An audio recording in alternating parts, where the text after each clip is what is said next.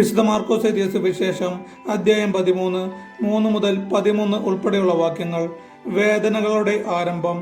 അനന്തരം അവൻ ഒലിവുമലയിൽ ദേവാലയത്തിന് അഭിമുഖമായി ഇരിക്കുമ്പോൾ പത്രോസും യാക്കോബും യോഹന്നാനും അന്ത്രയോസും അവനോട് സ്വകാര്യമായി ചോദിച്ചു, ഇത് എന്ന് സംഭവിക്കുമെന്നും ഇവയെല്ലാം പൂർത്തിയാകാൻ തുടങ്ങുമ്പോൾ അടയാളം എന്തായിരിക്കുമെന്നും ഞങ്ങളോട് പറയുക.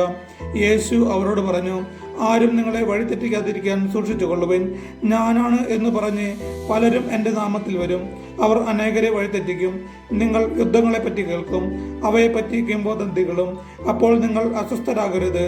ഇതെല്ലാം സംഭവിക്കേണ്ടതാണ്, എന്നാൽ അപ്പോഴും അവസാനമായിട്ടില്ല. ജനം ജനത്തിനെതിരായും രാജ്യം രാജ്യത്തിനെതിരായും തലയുയർത്തും. പല സ്ഥലങ്ങളിൽ ഭൂകമ്പങ്ങളും ക്ഷാമങ്ങളും ഉണ്ടാകും.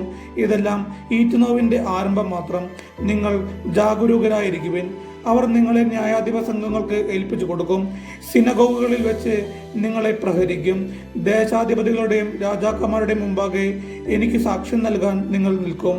എന്നാൽ ആദ്യം എല്ലാ ജനതകളോടും സുവിശേഷം പ്രസംഗിക്കപ്പെടേണ്ടിയിരിക്കുന്നു.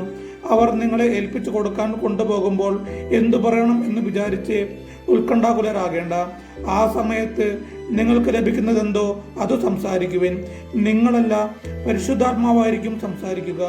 സഹോദരൻ സഹോദരനെയും പിതാവ് പുത്രനെയും മരണത്തിന് ഏൽപ്പിച്ചു കൊടുക്കും. മക്കൾ മാതാപിതാക്കന്മാരെ എതിർക്കുകയും അവരെ വധിക്കുകയും ചെയ്യും. എൻ്റെ നാമത്തെ പ്രതി നിങ്ങളെ എല്ലാവരും ദ്വേഷിക്കും. അവസാനം വരെ സഹിച്ചു നിൽക്കുന്നവൻ രക്ഷ പ്രാപിക്കും. നമ്മുടെ കർത്താവായ യേശുവിനെ സ്തുതി.